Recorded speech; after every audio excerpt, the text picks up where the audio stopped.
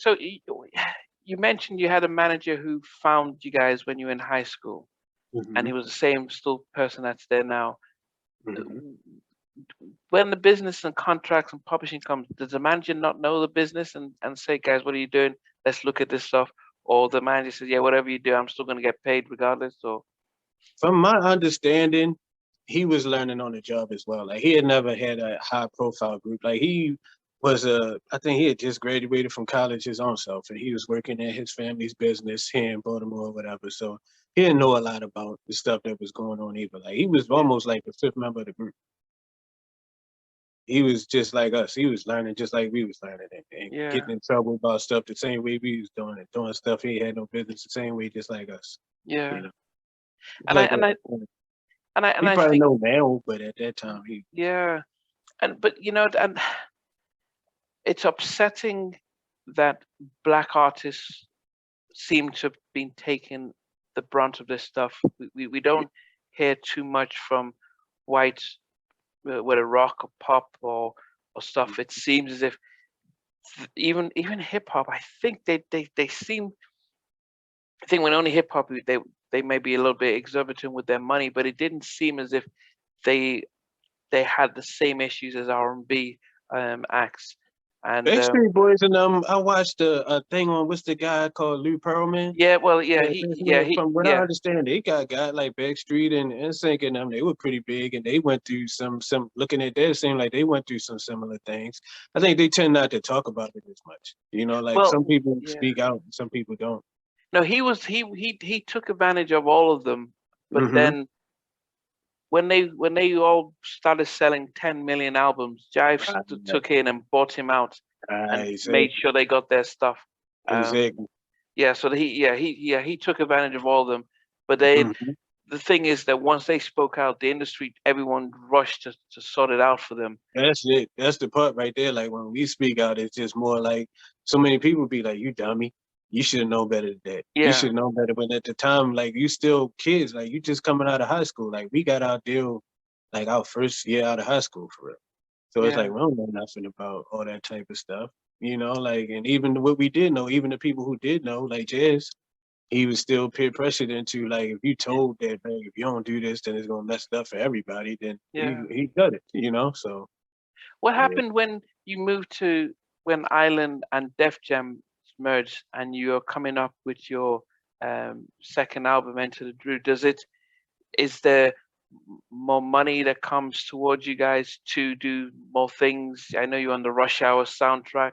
You do was there the delay? Did you feel anything change being part of Island Def Jam, or was it any different? Me personally, no. Like it was money, from what I understand, it's a lot of money, even to this day, that's being made that I personally am not privy to or haven't been privy to. Like there's money from it's a company called Sound Exchange that Mm, collects royalties for performances and stuff like that. And the person who's the lawyer for the group sits on the panel for a Sound Exchange or something like that. And when I asked about my money, I was told that one of the members of the group don't want me to have my money. So with that being said, I don't see any of that. Like it's so much stuff that happens and has happened that makes me that I don't get paid off wow. anything that had to do with the group. That's why for the launch, that's why if you notice, like on my social media, I don't mention the group or any of my social media. You my friend on Instagram, but I'm on all social media. I never mention the group. I never talk about it because like it never really did anything for me. You see what I'm saying? Like financially, like maybe socially, it's a couple people who know who that I exist because of the group, but it's like even a picture of who they would think I was. Like once they start following me and they see the type of stuff I talk about versus what the typical artist would sit there and talk about, or they Yeah. expect me to talk about. Like you might think you joined my page and you gonna see me going to the studio and singing and talking about music. You see me on there posting quotes about being an introvert and overcoming Mm, narcissistic personality disorder, stuff that's been done to you, stuff like that. You can see what I'm saying? So it's yeah. like nothing of that group really has anything to do with who I am as a person. I mean, it Yeah. has a lot to do with it because those experiences Yeah. made me the way that I am. But as far as like musical, like people want me, and then when they tag me in things and I untag myself and stuff, like, oh, don't be like that. Like, you don't understand. It's like working at, you have a favorite restaurant when you little, like everybody's favorite restaurant is McDonald's. And then you get a job working at McDonald's and you see like all the nasty stuff that's behind the scenes and how the Yeah. food really get made, that toothpaste stuff that make the chicken nuggets and stuff like that. But you see that, you're like, you know, I don't want McDonald's no more. And everybody else that still love it, instead of them looking at you like maybe he was behind the scenes and he saw something that made him not like it. They just looking at, oh, what's wrong with you? You must be a Yeah. hater. You must be Yeah. this, and you must be that. You see what I'm saying? So Yeah. yeah. So after the in Wikipedia if you read the report, it says that you quit while on the set of Wild Wild West. Was Mhm. that true? Yeah, Actually on that the was set. true. Yeah, that Okay. one was true. So what? Because we, no, go ahead. I'm sorry. So had you recorded the track and then this was just a video shoot? Yeah.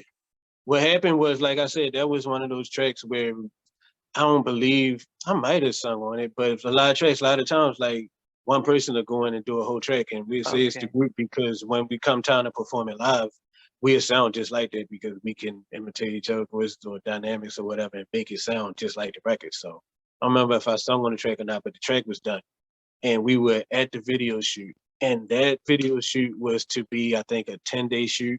And I 10 think days. we were scheduled, yeah, because you remember, if you remember, it was a lot of scenes from the movie and like a lot of the cast of the movie and they doing fights and all that type of Yeah, stuff. It was yeah, like yeah, an Wilson. epic video. Yeah, it's an epic video. So like we were, I think, scheduled to be there for 3 days of it.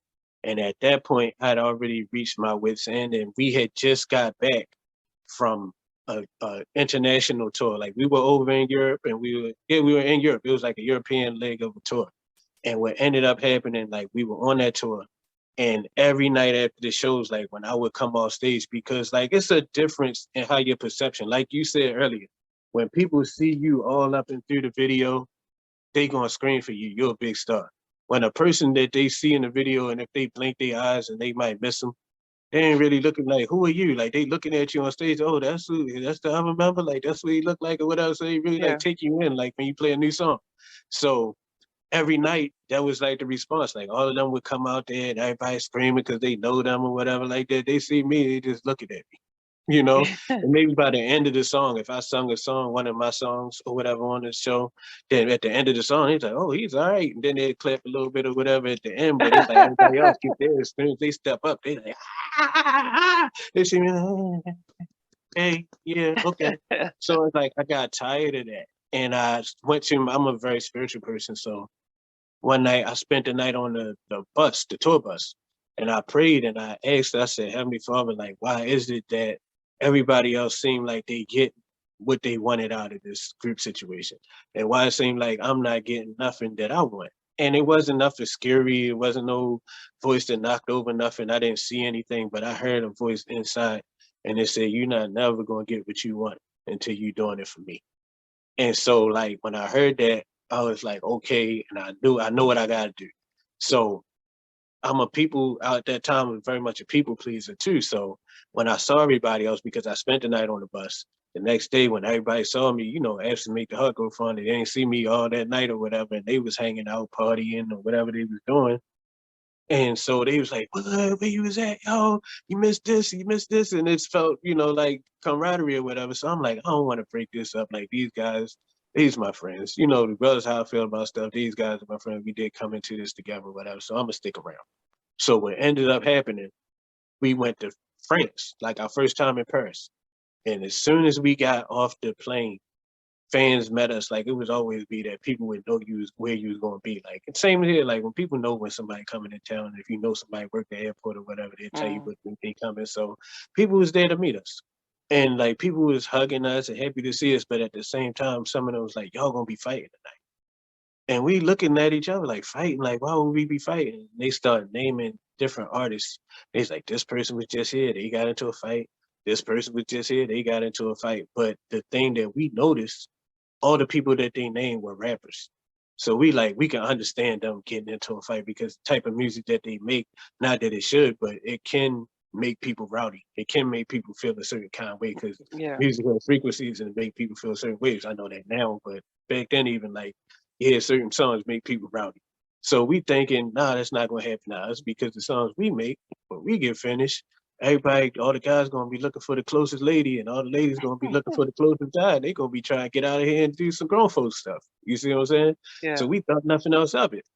Sure enough, when we get there, we found out later that it was a group of guys and they were in good with some of the promoters or whatever over there. And they would pick fights with American artists in attempts to rob them.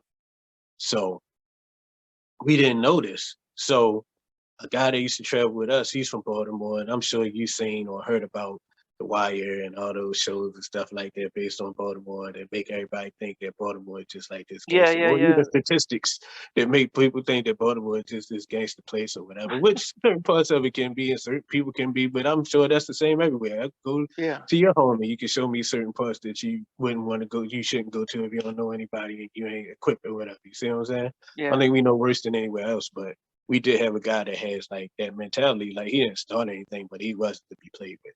So like somebody asked the way I was told that it happened is somebody asked him, could they take a picture with us? And we always had a rule that directly after the show, we would be able to have time to at least like go and dry off and change Mm. our clothes and everything like that. So we not out there sweaty and touching on people. We all soaking wet, nasty and stuff like that. You see what I'm saying? So he told him like, look, give them a couple minutes so that they can get presentable or whatever, and then they come out and take the picture. So he just made a big hassle about it. And the guy, they got to raise their voices, and at some point, somebody hit somebody. And as a result, our security come running into the room, like, we need y'all outside right now, right now, right now. So we rushing. He puts us inside a vehicle. And the next thing that happened, it just looked like the Royal Rumble, like on wrestling, like the thing they used to show for when all the wrestlers just out in the Yeah, street. yeah, yeah, yeah. That's what was happening in the back of the venue. And they fighting, and one of our bodyguards got one of his lip knocked off to the point where it had to be sewn back on, emergency Wow. surgery. And one of the bodyguards took the same, they had walkie-talkies because they didn't able to have our cell phones and stuff over there because they weren't working. So we had walkie-talkies. And one of our guys hit one of the guys, the assailants, in the head with a walkie-talkie. And the guy was like, you see this? This means somebody had to die because he busted his head. So he bleeding, he pointed to this. So y'all see this? Like, you make an announcement to everybody. See this? This means somebody got to die. At this point, guns stopped blazing. The Wow. window got shot out of got shot out of the vehicle that was containing our band and our management. But nobody did anything to our vehicle. We just looking at it. It just looked like it's happening in slow motion, like the Matrix or something. And my whole thing in my mind, like I said, I'm very spiritual. I love the Bible. And the story of Jonah and the whale came to me, whereas though like when the Lord told Jonah to go to Nineveh and preach, and he Mm. didn't want to go, and he went somewhere else. And as a result, the Lord sent the storm, and the ship started Yeah, yeah, rocking. And yeah, until yeah, yeah. Jonah came off, everybody could have died. So I'm like, the fact that I just spoke to the Lord, and he told me he wanted me to come out of his group. It's like everybody could have died because he wanted me to come out. So at Yeah, that yeah. point, I was ready to come out. But I said, I'm going to be professional and finish this tour over here. So then by the time we got back to the United States, once again, I felt better about everything. I said, man, we Yeah. survived this, getting put in and out of venues like the Jackson 5 and stuff underground. We had the bodyguard, we had the U.S. National Guard over there. They had bulletproof skull caps. You know what I'm Wow. saying? They would walk us in through the kitchen and stuff of the hotel. We never checked in the lobby or anything like that. So I'm like, what they call it, trauma bonding, when you've been through something with somebody. Yeah, It's yeah, almost like yeah. going through boot camp or something like that with somebody. It make you feel closer. You see what I'm saying? Yeah. So like what was meant to make me come out actually made me feel closer to everybody. So it's Yeah. like once we survived that, and then we get back in America, and like one of the first stops was to the Will Smith video. So when we get there, it's supposed to be Dru Hill and Will Smith in the video, but then when we get on the set, he said Sisqó, Sisqó. That already was in there. He never said Dru Hill, and we knew that was on the record, so that was nothing to really trip over. We like, whatever. He can say that, but they gonna see all of us. But then with the first day of the shooting of the video, he didn't do anything with all of us. Like the rest of us would just sit around all day long, like twiddling our thumbs. And the only person that was shooting video scenes and stuff standing right next to him was Sisqó. And it's not Yeah. anything against him, but at the same time, I had I had my couple lady friends and stuff like that. And because by that time I really wasn't super tight with any of the rest of the guys because like my main thing well, my main thing was that we sound good together. Like the chemistry for music was great. But as far as like friends, like we cool, I'm cordial and cool with everybody, but we don't all like the same stuff. So it's like nobody I really click with like that, to the point where I would bring my own friends from home all the time. Sometimes I bring a homeboy, and we just go around the town and try to find ladies and take them to the movie stuff on our days off. And sometimes I bring a female friend. So this trip, I brought a female friend with me, and she was like, she was excited to come to the set and everything at first, but then after a while, she was like, "You're not doing nothing." She's like, "For all this, we could be back at the hotel doing grown-up activities, or we could be seeing LA or something like that. Like, can you leave?" I'm like, "No, I can't, because I don't know when they might need me for something." But then after a while, just seeing how she responded, like sometimes you need to see somebody from the outside looking in Mm. respond to somebody disrespecting you, so you can even realize that you're being disrespected. You see what I'm saying? And it's like the way how she was looking at it made me think like, man, I'm not doing nothing. I'm like, man, I didn't survive a shootout. And mind you, that wasn't the first shootout. Like Ben Sisqó survived the shootout at How Can I Be Down in Miami years before that. But that's Mm. what the group would try to present once as a narrative, that I left because people would shoot. My house got shot into before we got signed, and I stayed at that house until we got signed, and that was years. Then the How Can I Be Down shooting, somebody was performing on stage, and I won't name them because they was lip syncing instead of really singing. In the midst of it, somebody started shooting, and the bullets was going past me and Cisco like this close, like, Wow. whizzing past us and busting bottles. We stand in front of a bar, and there's busting bottles behind our head, and we standing there laughing like Beavis and Butthead. We standing there getting like, "Oh, did you see Beavis and that? Butthead. Yo, look behind your head. Yo, look behind you. Yo, we in awe." And a guy came and picked both of us up, because this was first album, so I was small. I'm not wasn't stocky. I was small. So he picked both of us up, took us over his shoulder, and ran outside with both of us over his shoulder like two little kids. And I Wow. didn't quit the group then, so it wasn't because people were shooting. It was because, like I said, I felt like the Lord was calling me out. And then also at that time, I was almost willing to give my life, because I felt like I was going to get something out of it. But by this time, I already have came to the conclusion I'm frustrated that I'm not getting to participate on the records. I'm not getting seen in the videos like that. Mm. And I'm not getting paid. So I'm like, what am I here for? So this is just the last straw. Like the fact that we sat there all that time and not seen in the video, not doing anything towards the video. I'm like, wow, man, I'd rather be home. I could go home and chill out for real for all this and get me a regular job, is what I always told them that I would do. So after that one day, I stayed there for the rest of that day, and I think we ended up making one scene. Like, you look real hard in that video. You'll see me, because at that time I was protesting in my own little way. So I had my hair, that's when I had cornrows, and I was wearing my hair out in like this big afro, whatever, this big red afro. So you'll see my hair, I think, in one Okay. scene in the video. But other than that, we weren't being used. So like the next morning when we came in, already hot off of what just happened overseas, they just brought that back to the forefront, and then sitting there once again like before, because I thought things might be Mm. different this time. I played a song by John P. Key, who's a great gospel great for real, called "I Bow Out Gracefully." And I called all the group in the trailer, and I put that on. And I was like, "This is how I feel." And some people cried or whatever, and then some people was like, "Well, if you're gonna leave," then I offered to finish the tour that we had coming up. And Sisqó was like, "If you're gonna leave, then you might as well leave now, so we can get used to how it is with just three of us or whatever." So with that being said, I booked a flight and I flew back to Baltimore. So you guys have known each other since, you were, high school and kids, and at that point in time, the industry had changed to a point where, this is business. If you want to leave, leave. There's no trying to talk you into staying. No, I mean, the trying to talk me into staying or coming back came later. Oh, At no, no, that but this point, is to complete the tour. no, mm-mm. He said, if you're gonna leave, then you might as well go ahead and leave now, so we can see how things are gonna be with just three of us. And I Yeah. said, say no more. I booked the flight and flew back to Baltimore. And on the way flying, I sat next to a older Caucasian lady, and nothing bad about her or anything. But like sometimes, like if it's just a black guy, you don't care who's sitting next to him or whatever. But like an older Caucasian lady, he like, who's this black guy sitting next to me?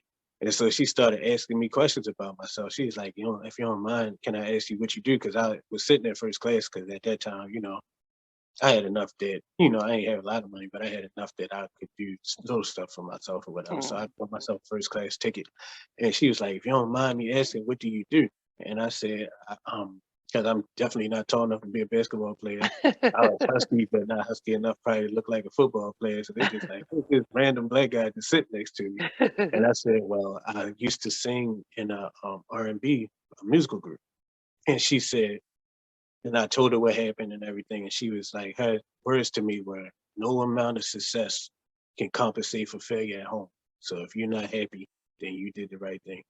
And her saying that just kind of solidified it. I went to sleep after she told me that. I put my little pillow to my side and I went to sleep and slept the whole flight. Felt like a big weight got lifted off my shoulders coming home. Thanks for watching. Please remember to subscribe to the channel, but most importantly to press the notification bell so that you can be notified when we do have a new interview. Loads to come, but thanks a lot for watching.